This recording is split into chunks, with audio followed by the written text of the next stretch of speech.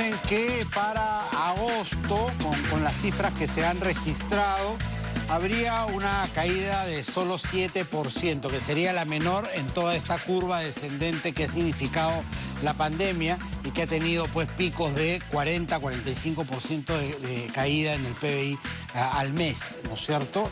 Entonces, ¿se vislumbra que las cosas están mejorando? Sí puede ser, pero mientras haya caída, también va a haber descenso, por ejemplo, en el índice de empleos. Se dice que entre julio y agosto, más o menos, se han perdido poco más de 500.000 de empleos, casi llegando a los 600.000. Entonces la situación sigue siendo crítica, ¿no? Si seguimos perdiendo puestos laborales, ya se ha superado los 5 millones de puestos laborales perdidos. Para la familia, para las personas de a pie, la situación económica sigue siendo muy crítica. De este tema vamos a hablar con Jorge Guillén, que es profesor de SAN y que ya está con nosotros. Jorge, ¿qué tal? ¿Qué tal? ¿Cómo está? ¿Cómo está, Jorge? Nuevamente. Bueno, se empieza a decrecer menos, ¿no? Pero mientras sigamos decreciendo, el panorama sigue siendo oscuro, ¿no? Sí, bueno, todavía seguimos en recesión, ¿no? Ya habíamos llamado a la recesión cuando ya teníamos 2 trimestres consecutivos de caída del PBI, que es el segundo, el primero y el segundo, hasta junio ya estábamos llamando a la recesión formal. Los datos de julio, como dices, registran caída de 11.7, ¿no? Menos negativo del menos 30 de mayo, que fue el peor mes, ¿no? De caída interanual. Y para agosto he escuchado algunos especialistas que hablan de 7 aproximadamente. Todavía no han salido cifras oficiales, ¿no?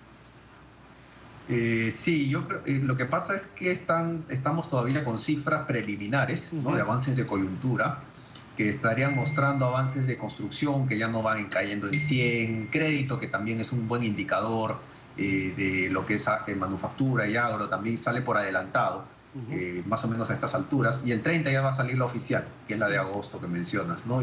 Podría ser más cercano al cero. Antes de la pandemia hay que recordar que tampoco estábamos creciendo como unas estrellas o como lo que era antes, ¿no? Estábamos en 2% interanual, que era la inercia, sin hacer nada, digamos, la inercia de la economía.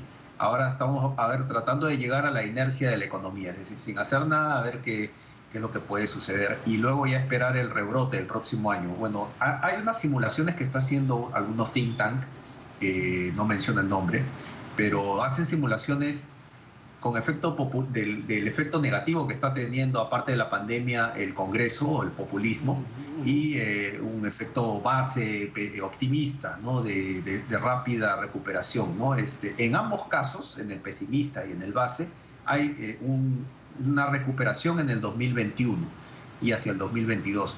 Claro que en el escenario populista, o en el caso de que haya elecciones y venga un presidente demasiado populista o que no atente contra la inversión extranjera, la inversión privada, la recuperación es mucho más lenta, ¿no? Pero hay rebote en ambos casos, ¿no? El tema del empleo es preocupante, ¿no? Porque si teníamos finalmente un 70% de informalidad, ahora algunos cálculos hablan de 80 o más, ¿no es cierto? Es prácticamente la totalidad de nuestra economía informal, de gente que se la está buscando como puede porque ha perdido el empleo. ¿Es cierta esta cifra de julio-agosto, más o menos 600.000 puestos perdidos? ¿Solo julio-agosto? Sí, son más o menos esta cantidad, 665.000, ¿no? Más o menos, bueno, casi de puestos perdidos. Wow. Sí, y sobre todo ingresos deteriorados también, más o menos en 10, 15%. ¿Y sumados en cuánto estamos en puestos laborales perdidos? ¿5 millones? Probablemente, sí. Lo que pasa es que, el sector informal es un poco difícil de contabilizar. De medir, claro, sí. Medir.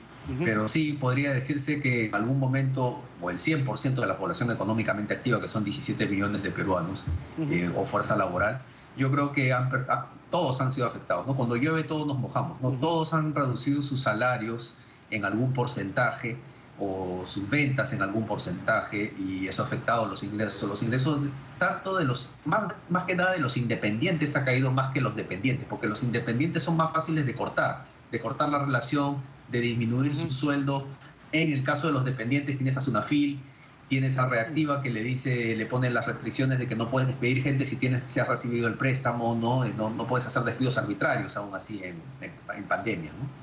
¿Y cuánto de lo colocado en Reactiva, Jorge, se ha ido justamente a eso, a salvar empleos, a pagar planillas, a de alguna manera proteger al trabajador? Sí, bueno, básicamente ha sido, los más beneficiados han sido prácticamente las empresas más grandes y medianas, hasta medianas ha llegado el sector.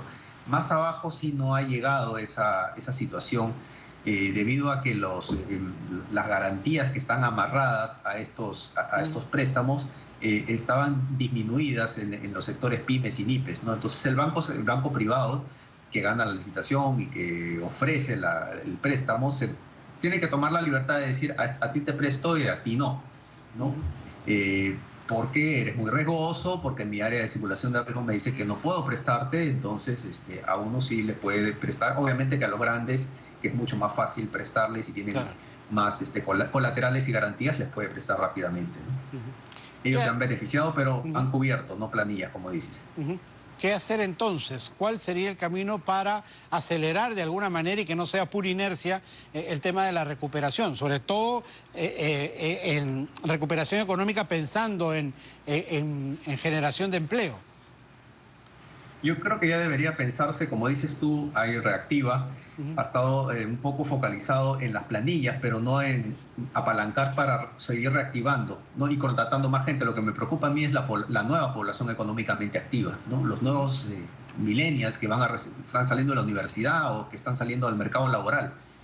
¿Qué les van a dar? ¿No? Si los antiguos están peleando por mantenerse.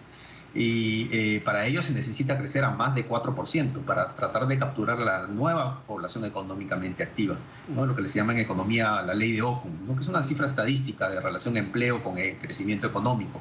Se necesita ahora pensar cuál sería, no en populismo, sino tratar de pensar cuáles serían las nuevas estrategias para darle condiciones de reactivación a la inversión privada, para darle las condiciones para que la inversión privada extranjera o la inversión privada pueda venir a reactivarse rápidamente sin tanta tramitología que existía antes, ¿no?